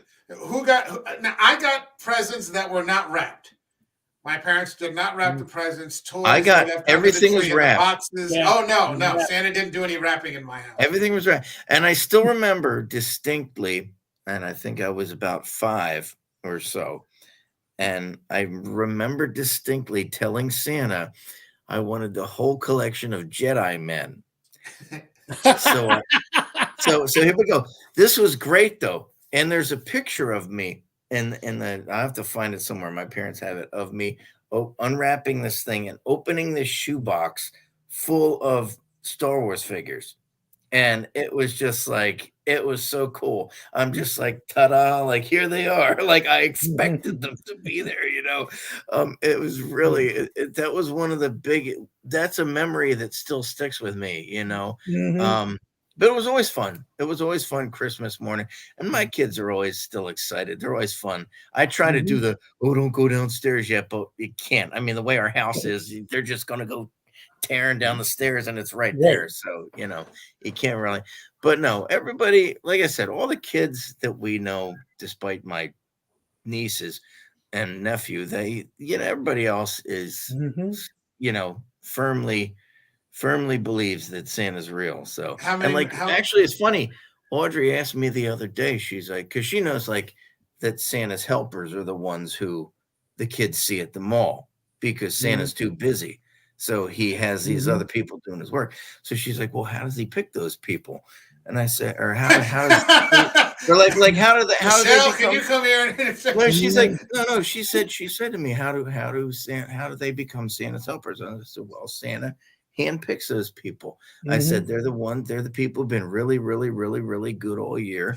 And he picks it, I mean, it's just, how do you get to Carnegie Hall? You practice. I had a niece. And like, she's very much into like elves can take different forms. Elves can look like humans. She goes like, that guy driving that car could be an elf. Maybe he's watching us. Yeah, I'm like, Amazon guy. I'm like, why not? I turned around and told my niece, who she walked up to me. She went, Uncle John, I got to ask you. You're the only one going to tell me. And I'm like, okay. She goes, we were at one mall and there was a Santa Claus. And then we went to another mall and there was a Santa Claus. I don't get it. And I said, well, let me tell you the truth. And it started off with the same thing that you said, but it was like, I said, because of everything that Santa has to do, like working at the North Pole, getting all the toys ready, plus stopping in and trying to get everybody's list, Santa hires these good core group. They're called the Santa Corps, and they're really a bunch of good, and they're really good at it. Usually they're out of work actors that need to get money for Christmas. So Santa cuts them a break and gives them toys, but if they step in. And she goes, really? And I said, yeah, but if you ever notice, like Santa will get up and go, oh, wait, I gotta, like take a break. And he walks off, but then comes right back on. And she goes, yeah, it's like, and I said, see, that's when Santa is switching. Oh. Sometimes the real Santa will go to different places, and so you can't tell which is the real Santa. Oh, that's neat. I like that. So you got to be good to all of them. You see them because you could be the real Santa. I mean, trust me, from all the times I had to play the man in the red suit, I got a bunch of stories. Wow. From the good, the bad, the ones that make you cry. The kids will walk up to you, and break your heart. My all-time favorite was a mother yelling at a child to have him give me a list. Wow. It was like at a plumbers union party. And I was playing Santa Claus and somebody else was playing Santa Claus. It was a 4-hour party. One did 2 hours and then we switched. Yeah. And she's yelling at this kid, and I'm like, and I'm trying to tell her, Santa Claus, it's okay. No, it's not. I mean, she's like, okay. Jeez. The girl sat on my lap and she gave me a list. I opened the list. I swear to God, it's true. I have it in one of my scrapbooks. Dear Santa, I don't want any toys this year. Not because I don't want toys. I know my parents have gotten some. It's all under the bed, and I've seen it. I didn't see the toys, but I know they're mine. And I'm going, that's cute. And he goes, but could you do me a favor? I got a friend named Mary Louise who lives down the street. 2 weeks ago, their house caught on fire. They lost all the toys. God. All the toys that you were going to give me, could you give them to her? Because she's staying with her aunt and needs something. Wow. And I told her the mother walked up and asked me for the list. And I said, why don't you read it right now? And I saw the blood leave the mother's face. And I took the note and folded it back up. And I said, now you're going to take care of that for Santa, right? When I switched with the other guy and came out to help like some of these party games, that mother was with no, you're going to get this. And she was ordering everybody. All of a sudden, it was like a coven going out to get presents for this girl. But it was amazing. The little girl knew exactly what she wanted. And the mother, I don't want the presents. A little Christmas miracle. And I was like, I love moments we had that happen just right here, just last week. Less than a quarter mile from my house, we had garden apartments burned down, like 3 floors. Jeez. And all these families are displaced. But boy, oh boy, our whole town like that, just organized and help them get a good Christmas and are going to see them through this time. People will respond to that like that. I played Santa one year and found 2 people jobs. Quite accidentally. One guy walked up to me because he knew I was playing Santa and asked me if I wanted work. And I said, no, I got this job, but wait a minute. Walked and grabbed another guy whose son asked me to find his dad a job. Brought him back, introduced him to my friend. I said, let me give you your son. He's going to help me hand out candy canes. The guy got a job. And a local paper wrote about it. That the Santa Claus found a job. Another lady came to me when I was playing. Are you the Santa that finds jobs? It was a lady from Puerto Rico. And she's going, my daughter needs a job for Christmas. And she's yelling at me. And I am at a Congress Hall, which is a big hotel in Cape May. Yeah. We do breakfast with Santa. Yeah. One hostess goes, wait a minute, and looks at the daughter and goes, do you have waiting experience? And she's like, yeah. Do you speak Spanish fluently? And she goes, yeah, we speak it at home. A person had just quit and they were having a wedding where half of the guests were speaking Spanish because they were from Puerto Rico. Wow. And it was funny because as the hostess takes her away, she goes, yeah, we're going to pay you $500 because it's buffet style. You'll get $500 and tips for the night. And they're going, oh, okay. Because there's only like 8 waiters and waitresses, so everybody's getting like $500. And as they're walking away, I looked at the mother and went, and you're welcome. But it's amazing. You hear these lovely stories. Nice little miracle. It's a little heartbreaking too. Little vignettes. I love vignettes. Sorry, Mike. Go ahead. No. I was going to say, I think we're at the parts where we rate the film. Oh, okay. I don't know if I've done this with you guys. We've started rating the films, and we got. We did back. Yeah. I don't know. Back when we were doing Predator, we were doing that. So we went with. I have a rating system that goes from 0 to 5, 0.5, 1, 1.5. So say 0, for example, being, I'd rather go the rest of my life without toothpaste than watch this movie again. All the way up to 5, which is like, this is cinema. This is why we're here. Krampus, otherwise known as Bill, my bad back Bengal. Founding member of the Over the Hill gang. What do you got for us for this film? All right, I'll give it a rating, but don't hate me. It was a great film. I loved seeing it. I doubt I'm going to watch it again for a while. So it's not a film that I'm driven to watch, like sitting through the extended version of Lord of the Rings every single Christmas season. This is something that's going to, sit in my back pocket, and maybe if I can turn someone else onto it, I'll watch it. So I'm going to give it a 4, maybe as high as a 4.5, but I'm not going for the perfect 5 because it's not one that I'm going to knock the furniture over to see again. Okay, fair enough. 4 to 4.5. I'm going to nudge you into the 4.5 if that's okay. All right, John, my bum knee, Chris Kringle Alvarez. Thank you. Another founding member of the Over the Hill gang. What do you got for I am the hill, dude. Yeah. Just climbed over John here. It was funny because I was actually thinking, what Bill was thinking was the fact that, I do like them, and I enjoyed it when I saw it again. But I'm amazed next year, I don't think I'll go to search for it. But if it's on, I'll watch it. Right. I mean, it won't be like, So I'll give it a 4.5 candy canes. 4.5 because get that sugar rush going and my diabetes kicking up. But the point about it is, because I can't help the fact that I really enjoyed it. Each time I sat, there was an enjoyment about it. Yeah. All right, so we got another 4.5 over there, and now we come to Ryan, the rheumatoid arthritic Daly. Another founding member of the Over the Hill gang. More like sciatica, but anyway, it's. I was going to say receding hairline, but I figured you would. Yeah, well, that's It's hey, not all. Of yeah. us, here we are. No, I would go the same. I would say. Those are plugs. You're not fooling anybody, Krampus. No, I'm not. I'd say 4.5. Again, it's a movie we watch on our Christmas rotation, but again, we don't watch it every year. So the same deal. 4.5. There are other movies, other Christmas movies I would go to first, as far as movies featuring Santa, this is a 5, as far as portrayals of Santa on screen, this is a 5. But 4.5 overall, again, because it's on our rotation, but our rotation isn't always the same rotation. So it might get to the back shuffle. I won't be many films on the wheel, so to speak. Yeah, but it's a good one. So obviously 4.5. 4.5. All right.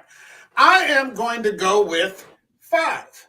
Okay. And I'll say why. The finest films are the ones, and I've mentioned this before, the ones that I appreciate the most are the ones I go out of my way not to watch.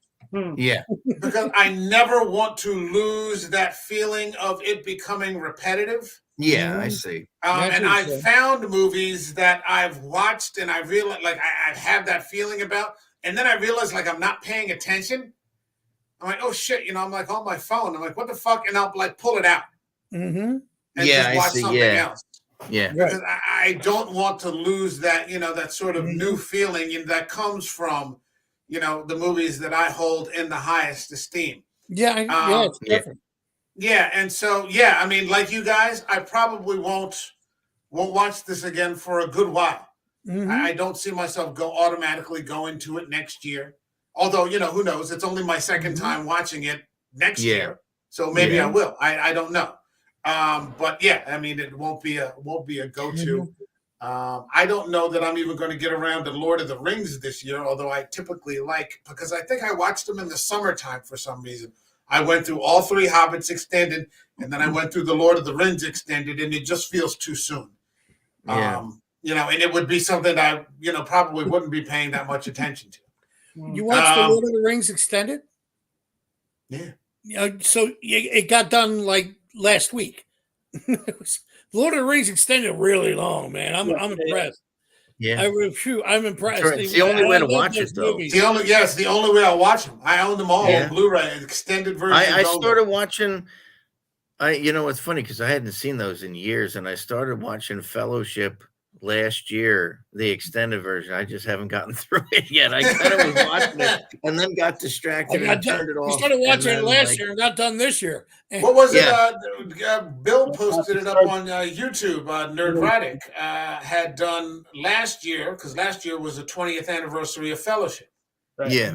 And then this year he posted up, because they did like a 5-hour discussion of it, the 20th anniversary of the Two Towers. Yep.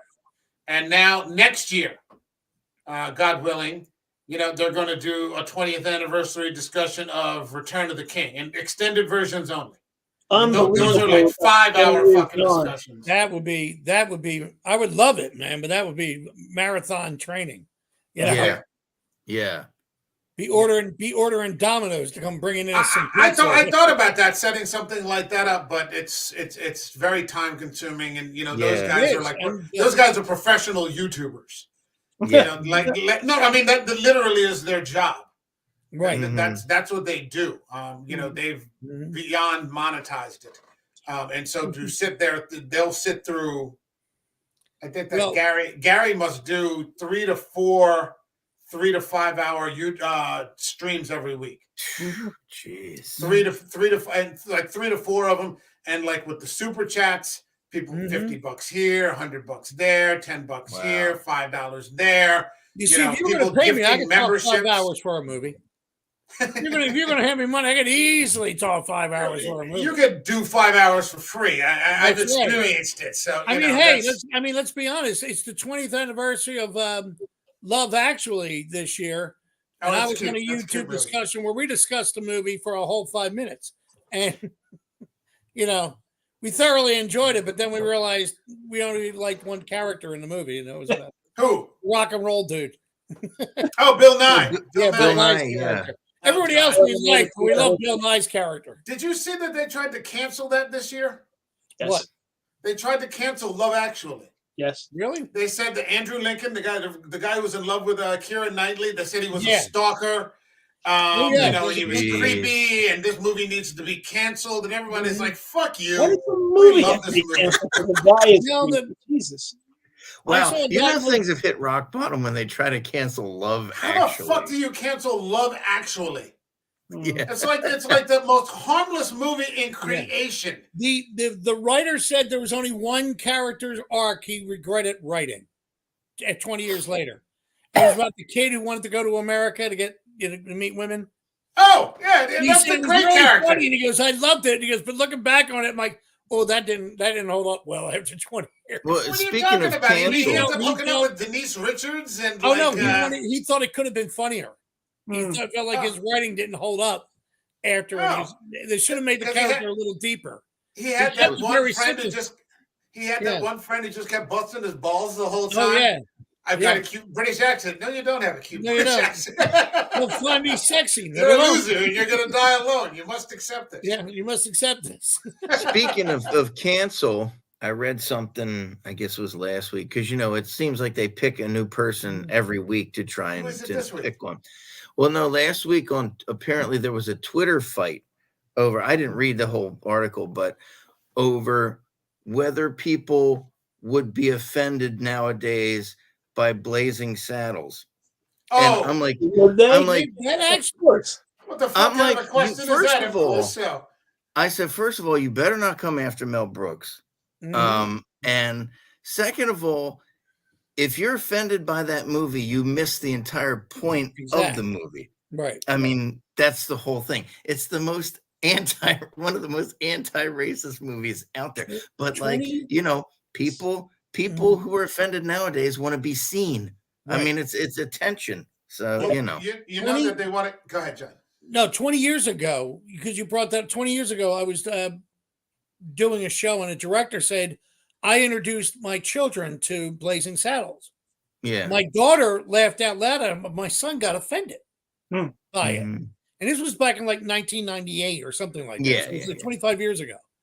And We sat down. There was a great TV documentary where Ozzie Davis and Ruby Dee, of all people, were defending the movie. Were defending Blazing Saddles because they turned around and said Jewish humor and black humor poking fun at the image of the all-white American West. Yeah, and it's funnier than hell. And he said the same thing. If you're offended by it, sit down and watch it with an older character. Yeah. You know. Yeah. Very but that's funny. that's what Mel Brooks said at the screening. Yeah. He said the one screening they did, he said they screened it for black audiences, like on purpose. And he said nobody was offended because it was done correctly. Right. He said, with the use of the N-word and all that stuff, he said it was done correctly. So it wasn't, the morons were the racists, the ignorant bumpkin idiots. Could you imagine that with Richard Pryor? Yeah. That was originally was supposed to be cast as that was a and he ironically wrote all the Mongo stuff. Oh, so he what is it this week? They're trying to cancel Avatar, the new Avatar. Really? Yes, because they have white people portraying aliens of color. Where are we going to get an alien of color? The blue aliens of color. The blue aliens of color that could be representing various indigenous peoples. Now, in the first movie, apparently it was like Native American culture, so they're land people. Right. This time it's on the water, so maybe it's like South Island Pacific people, Maori, these sorts of things. But you've got white actors portraying these aliens of color. And it was on some of the bigger streams. Technically, they should have hired ex-people of the Blue Man Group to play the characters of these blue aliens. Because, Are they aware that Zoe Saldana is a person of color? And it's not supposed to make any sense. They'll roll right past that. Can I be honest that I never liked Avatar? Somebody got mad at me when I said I never once watched it. I saw it once. I saw it once. I was like, okay, it's Dances with Wolves with blue cat. Thank you. That's exactly what I said. It was like, thank you. I had this girl slap me in the face. She was like, how can you say that? I said, read my lips. The catch for Avatar, and this is the catch, and it's deserved. It's well deserved. Is the visual effects. Yeah. Oh yeah. The visual effect, because this is why you don't bet against James Cameron. Right. Yeah. And you could it's a retread. It's a retreaded story, and the best version of that story to me is The Last Samurai. Right. That's the absolute best version of that. The guy going native. Kind of story. But the visually, I remember going to see it in IMAX in Atlantic City, and it is I saw it fucking stunning. And I was like, this was 2009, and I'm like, holy shit. Yeah. Like what the it was like you were looking at some sort of other planet. And my understanding with this one is that it's good. And it's got some traditional tropes like what's Worthington's character's name? I forget. But he's like a strong patriarchal figure. Taking care of his family, these sorts of things. I heard it's actually quite good. There's some holes in the story. I heard the dialogue's but I mean, again, where you get it with this movie is what Cameron's done with the visual effects. Yeah. And I heard that even compared to like 2009, the visual effects are like next fucking level. Right. So whatever they're doing with crap CGI now, Cameron has done. It's James Cameron. Right. So I think it's definitely worth seeing on the screen. Oh yeah. There are worse movies I've seen on the screen in the past couple of years. So and like George Lucas was the first 3 Star Wars films, James Cameron's going to screw around with the CGI. Yeah, it's Jake Sully. Jake Sully. Yeah. He's going to screw around with the CGI for the Terminator. Well, he's apparently the third Avatar is already in production. Yeah. It's already being filmed. Is it going to take him 10 years to do it? No, it's supposed to be 24. 2024 is the third, because that was the problem they said with this. He waited so long that people don't remember the fucking first one. Yeah, there was an actress. I was reading an actress filmed her scenes 4 years ago, she thought the movie bombed. She didn't even know it was coming out. She didn't even hear anything about it, so she figured it bombed. And it has somewhat underperformed, but people are saying that it's going to reach $1 billion. But my understanding is that he spent so many years putting this together that, unlike the typical Marvel movie or the DC movie that runs about $250, this was upwards of $460 to $490. Right. So he'll have to hit $1 billion just to break even. Yeah. Wow. $1 billion, but it's James fucking Cameron. You don't bet against James Cameron. Well, and you know what though? He doesn't have a lot of competition. There aren't many movies. No, there's nothing. There's nothing coming out for a good little while now. There's nothing. They probably are all backing off because of Avatar too. I mean, so no joke intended. I read a thing where that's why Black Panther came out a little in November. Right. To get ahead of Avatar. Yeah, they knew it was coming because it would be. I don't know if whatever the storyline you like, that those two going against each other would be. It'd be fun to sit back and watch. Yeah, but, I'm pretty positive. I'm pretty positive that my money would be on Black Panther. Really? Hold on, because I'm looking at it now. Oh wait, here he goes. I'll tell you how much money it's made. Hold on. I heard it was 135 million. I thought over the first weekend. I don't think it's broke $1 billion. Hold on. We're gonna right. All right, so here we are, 777 million right now worldwide. Okay. Wow. That's a lot though. It's a lot. Yeah. Well, it is and it isn't. I mean, because it had to break 500 million to break even. Right. So, because 250 to make, 250 for marketing. Yeah. Domestically, and it didn't release in China. The full financials, they're not available yet. Full financials aren't available, but it dropped off a lot after like the first week or two. Oh, okay. It's one of those movies where like after the first week, it just kept plummeting. So the word out after the initial weekend wasn't very good. And I imagine that most comic movies, since they're spending 250, 500 million all total, probably want a goal of $1 billion every time. And a lot of these movies aren't hitting it anymore. I don't think they've hit $1 billion since Endgame. No, probably not. They haven't hit $1 billion since Endgame. I think Black Widow. I think that lost money. Yeah. And like Shang-Chi just. Of all the Phase 4 movies, I think that was the most underperforming. I think Shang-Chi made like $20. Something along those lines. It and it's a shame, because Shang-Chi isn't bad. Yeah, I actually like Shang-Chi. I thought it was compared to the other stuff that Phase 4 gave us. Shang-Chi wasn't bad. Eternals was way too long and boring. That lost money. Yeah. It took me. All right, guys. Behind the scenes of the MCU is making my eyes glaze over. So, if you're going to continue, I will bid you a fair adieu. We're just shooting the shit now at this point. So, my thanks to Krampus. My bad back is killing me, Bill Bengal. And we'll be back next week. Are you coming back next week for It's a Wonderful Life? I might just do that. Okay. I love that movie.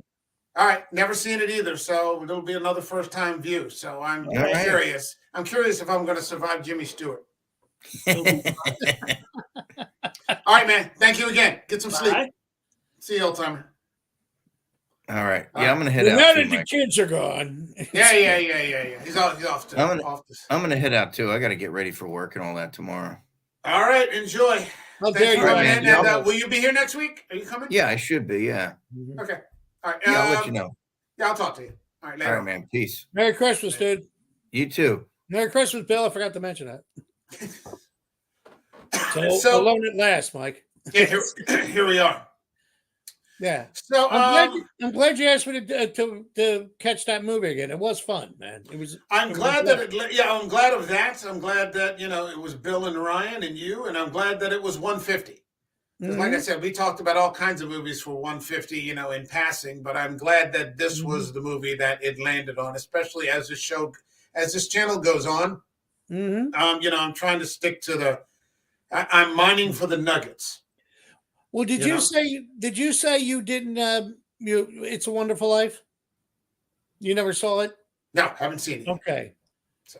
There is a point in the movie that really will fit with the American Werewolf theme. Okay. Because there's a point in the movie that happens, and everybody kind of knows when it, it's the big reveal that happens in the movie. But it's amazing. Take a look at it from the technical aspect, because suddenly everything is done in shadows, and it gets scary. Okay. It really does, because there's a lot of people who go, it kind of freaks you out because it's very happy, lighthearted, and all of a sudden it goes dark. Okay. You're like, oh shit. Okay. That's the thing that amazed me the most with it. Okay. Well, I mean, I have, it's one of those, people, oh, I've seen it 37 times. Okay. It's sad because... Remember, go ahead. Now, I was going to say, remember that scene from Exorcist 3 where the two priests are talking and he's telling him, the one guy's telling him he's taking George C. Scott out to the movies? It's a wonderful life. That's nice. Seen it 37 times.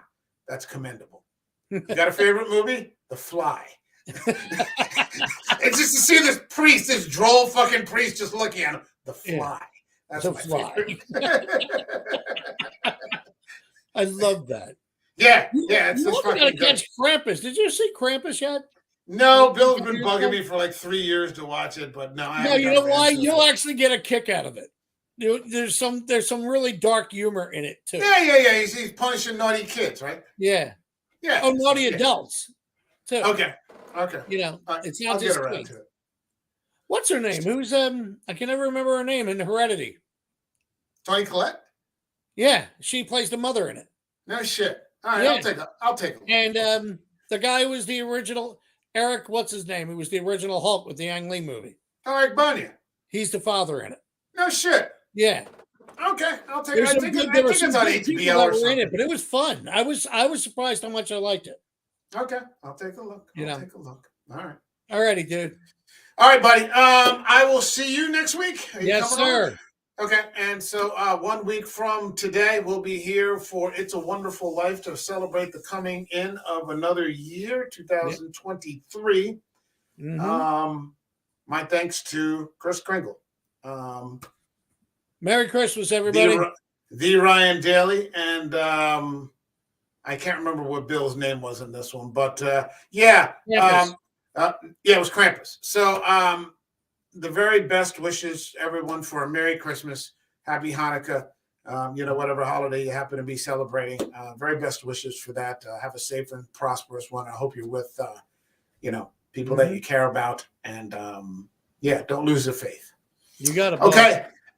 Take care, everybody, and have a good one now. Good night. You too, sir. Peace.